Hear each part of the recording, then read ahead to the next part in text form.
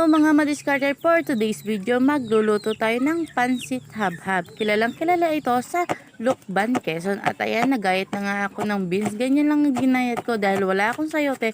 Yan na lang muna ang gagamitin nating gulay. At ayan, ganyan kanipis ang paghiwa ko ng tokwa at pinrito lang natin ito.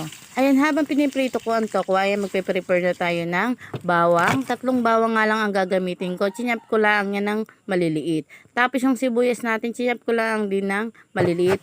Bali, ang ginamit ko yung sibuyas ay small lang. At hindi naman ganun kaliit. At ayan, okay na yan. At ayan, yung tokwa natin, pag ganyan na ang kulay, kahit hindi masyadong golden brown, ahonin natin at lulutuin pa natin yan mamaya. Bali, yung tokwa nga lang pala natin, ay nabilan lang natin ng 6 pesos ang isa. Bali, 3 piraso lang na bloke, kaya 18 lang. Tapos yung ating habhab naman